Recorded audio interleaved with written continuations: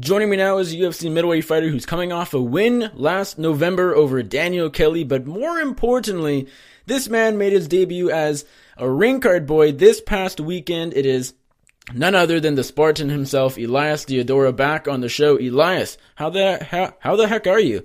I appreciate the time. I'm fantastic. Hope you are as well. Thank you, and good to be back, as always. As you mentioned, a lot on my plate, obviously kicking ass down under. I actually broke the record for the most kicks ever done in a UFC fight, so that's actually a huge milestone in its own right. But then, more importantly, as you mentioned, making my debut as one of the first ever, if not the first ever, cage boy. So is this, I don't even know where to start. Is this something you've wanted to do for a while? I feel like it has been. Well, obviously, down to break some barriers. I think I have, one, the confidence, and two, humble enough to do it, because it is a very, daunting task to kind of jump out there in a field that you don't really know, but along the same lines, it's all good fun. How did this come together? Firstly, what promotion was this for? It seemed, I believe, if I do recall correctly, it was a local organization in Montreal this past weekend. How did this come together? Just because not many promotions, if any, as you said off the top, have ring card boys. Let's be honest, it's not something that is very frequent. No. Well, truth be told, I'm also in the process of creating my own YouTube channel, The Main Event. I own the trademark for that bad boy. In North America wide. And, this is going to be one of the regular kind of content creations that I'm going to do, the road from, the minor leagues again to the major leagues. And obviously you mentioned I was at Montreal Fight League in Quebec, but the game plan is to get myself to the big leagues in Invicta. And that's where the goal is. And I've shown in the past in my fighting career that when I set goals, I can accomplish them. And that's the game plan. I'll talk to you about Invicta a bit later, but I want to talk about this Montreal organization. Did you contact them, or did they see you maybe put something on social media saying, I want to do this? I would think you probably went to them. Is that how that all happened? Yeah. No, I know the promoter and a bunch of the other people that put together the show, and threw it out there that I'm down to give it a try, and it worked really well. I was modest this time, wore a shirt. Next time, we're gonna get the full ring boy effect. So is this just a trial period to see how you liked it before you went full effect? Well, definitely a trial, but more importantly, I was trying to push the fact that I have a YouTube channel. So I have a T-shirt that basically says The Main Event and shows the trademark, and that's going to be the launch of my actual YouTube channel, which goes live. We're aiming for Valentine's Day. Which is coming up. So we got a lot of content that we're creating. I got a lot of really cool things that I'm excited to share with everyone. Obviously, this is the first crack at it, but I think there are a couple of opportunities to create some funny skits and some funny, just some things I think people will appreciate. It's a lot of fun. Now, although I'm sure you enjoyed doing this, this ultimately comes down to building your brand, and that's something you've done a really, really good job at, and so I commend you for that just over your UFC career, and that's something other fighters could work on more, and it's so important as a fighter, as, MMA fighters in the UFC don't make the most money in the world as a pro athlete compared to other athletes, and sometimes fighters' futures are unknown because maybe they don't have anything else other than fighting, and you can't fight forever, and that's something you've done a really good job at, and I feel like this is just contributing to that. I thank you. Appreciate that. Obviously, not every fighter has a degree in advertising like I do myself. I've realized, and most fighters should realize, that obviously everyone wants to be the best they can, but in many ways, you got to develop the brand that is yourself that can last, like you mentioned, way longer than your fighting career. One of the people that I always look as a role model is Brendan Schaub, and he's a killer in his own right. And he's someone that I very much look up to in the opportunity, like what someone's been able to create. So, Thank you for the compliments, and it is a ongoing process. And like I mentioned, a lot of fun things coming up that I'm excited to share. But you owe the successes of today on the giants with the shoulders before you. You said the owner of the Montreal promotion. Did it take any convincing, or were they on board as soon as you sort of pitched it to them? On board right away. On board right away. They were. Everyone was excited as I was. It's again. Hey, if anyone that's seen the pictures, I had a smile for my eye, and I try to treat it as respectful as possible. During the actual filming, I was obviously accompanied by 3 other ring girls, and they showed me the ropes of how to be a proper ring boy. So got the the direction, and I performed. And that's like going back to it all. It's all about being a good performer. So I find, what do you feel? Was it difficult? Was it easy? Because I feel like sometimes the ring card girls in the UFC or any other promotions don't always get the respect they deserve. Because I could understand how it's not as easy as it looks. Because you think, if maybe just looking in, you think, oh, they walk up once around, hold up a sign, and that's it. But there's some coordination I would think is involved as far as being in the right place at the right time. Was it, what was your first experience as a ring card boy like? Was it difficult? Was it easy? Sort of in between? Kind of in between, in the idea that once you got once you got over, rather, doing it's an opportunity. It's obviously, the movements, it's similar to footwork in some capacity, because you have 4 individual stops that you're kind of showing to the crowd. It's just really getting out of my skin, or getting it out of my system, that I'm going out of my comfort zone, right? It's similar but different. Obviously, fighting, there's a lot more stress, but there was stress in doing it because I didn't want to trip and fall. I'm very coordinated till I'm not coordinated at all. So that's always a fear in a fight, or on the ring boy side as well. You've done some modeling work in the past. How much did that experience help you here? I think it definitely helps me. My ability to work towards getting that boost feel on. It definitely helps in the cage. And I think, obviously it was my first time, and I did a lot of smiling. And again, it was fun to be there. But I don't know if I want to smile or blue steel. Just do ring girls? This is a big question now. do ring girls smile and ring boys just kind of stoically walk? You a little blue steel, not too much of a smile? I don't know. So the things I'm going to have to figure out as I start, perfecting the ring boy. But let's dig into that a little deeper. What are the pros and cons if you were to go out there, grin across your face? What's the goods, what's the bads, and I guess on the other side too? Why is that such a difficult, question to answer, so to speak? Well, because again, I think the women that before me have always smiled, and that's kind of happy to be there. But am I supposed to be tough? Is the other thing, because obviously ring girls are trying to project beauty and poise and stuff, whereas mine might be more a little bit more aggressive in it, because I'm a dude and I'm more strutting rather than posing. Sure. Just thought. That's kind of the psychology, I guess, behind it. It's one of the things I'm going to have to deal with. It's both a gift and a curse, this opportunity. How do you think the fans responded? Well, you know what? I don't think so far so good. Had a lot of positive comments from female and male fans. So once it starts getting out there and then actually the video is ready, I think people are going to love it. And let the haters hate. I'm out here doing me, and I got a lot of cool stuff in regards to that direction that I really want to play with it in the opportunity, the branding opportunity. And there's a bunch of other stuff in the way, like I mentioned, a YouTube channel. I'm also going to be launching an Indiegogo for a movie that I'm working on. I'm doing a movie it's called Street Fighters. We're in the rough talks of getting Street Fighters to allow it, okay it, and all the trademarks, etc. that comes with it.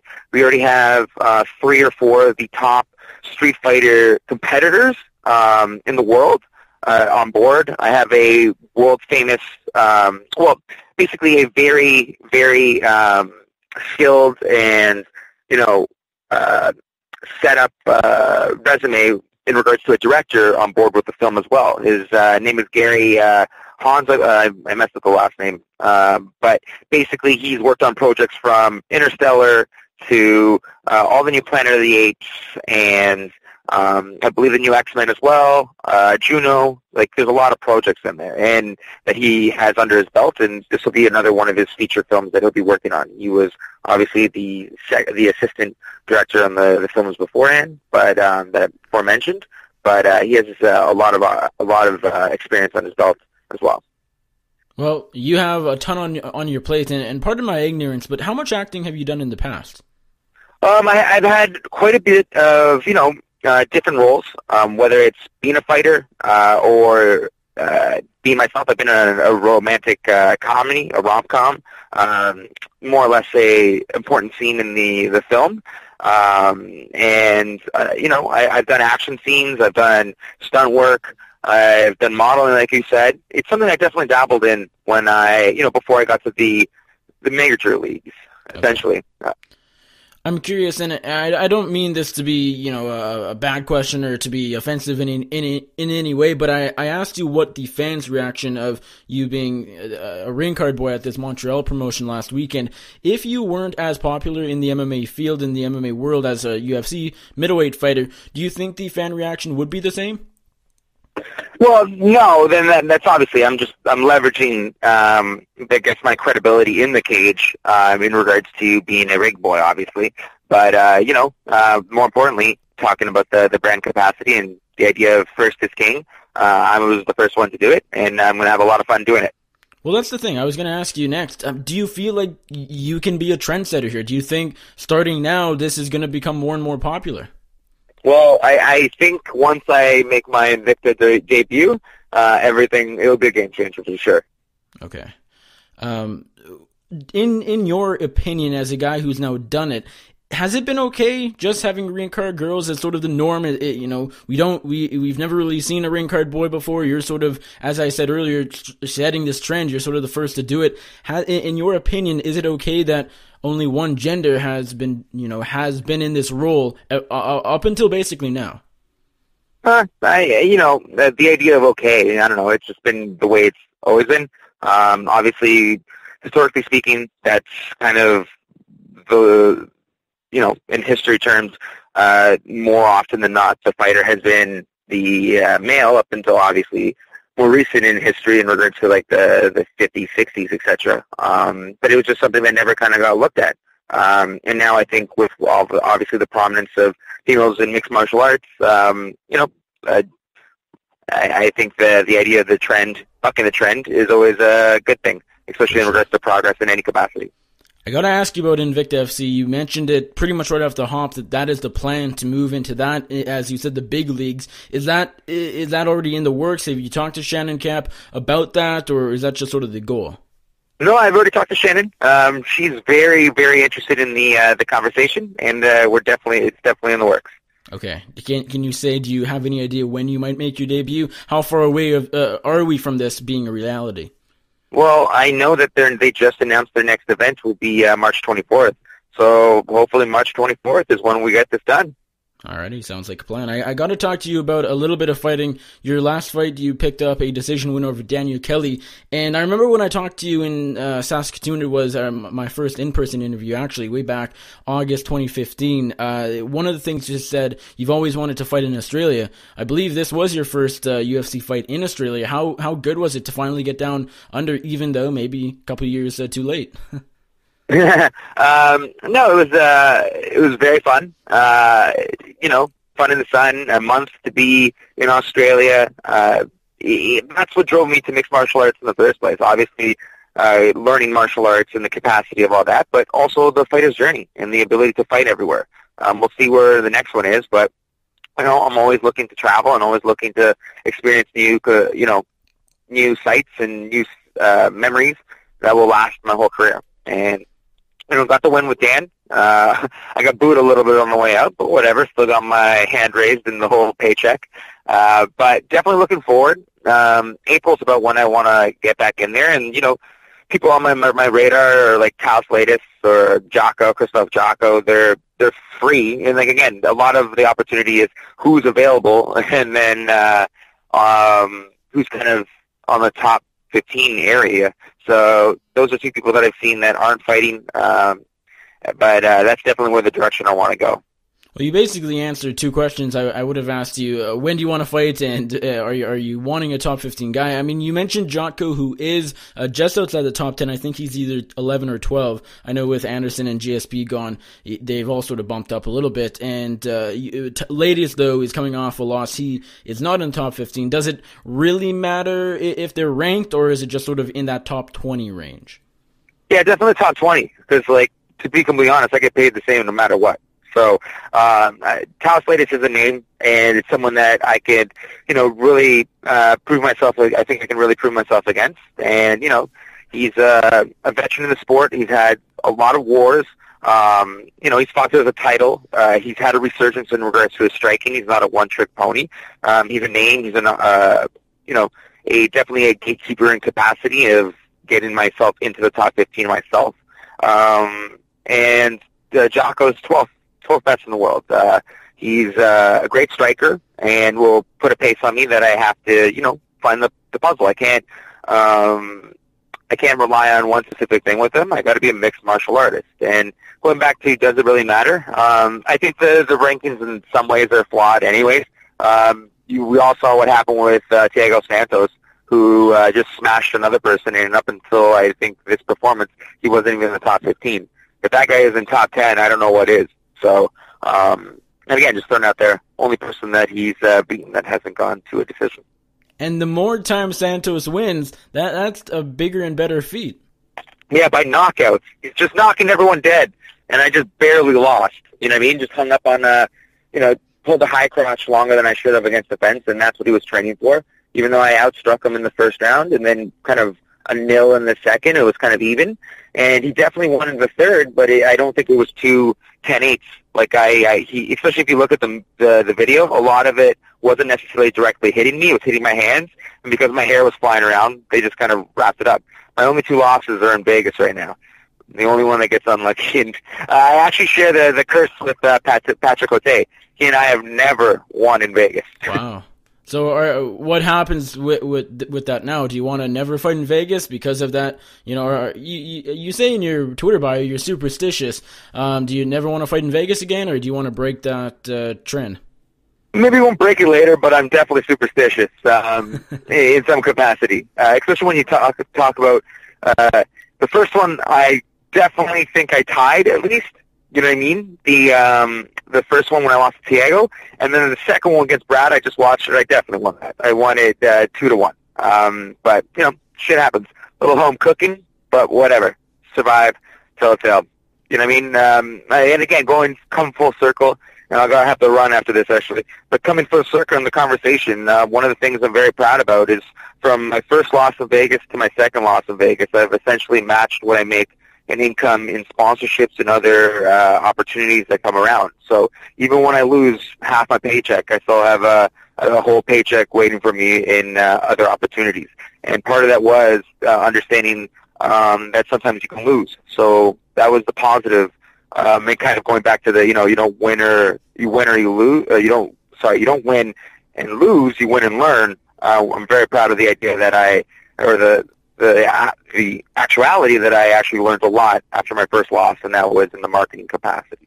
Well, Elias, thank you as always for taking the time. Really appreciate it. Always great talking to you. Before I let you go, remind my audience where they can find you on social media, and if there's anybody you'd like to thank, you'd give a shout out to, and I imagine there's quite a few plugs to make. The floor is yours. Yeah, no, I appreciate it again for being on, as always, and you can find me at Elias Theodorou on Instagram or Twitter. There are plenty of people that I can thank. One of the most recent ones is obviously Mattel, Kurt Plus, the original 2-in-1, and the best. That's coming from the main event, the owner of the best hair in combat sports, and the trademarks included in that main event, as mentioned. There are many more, and you know what? I appreciate, more importantly, all those that have followed me on my journey and helped make this possible. Thank you so much.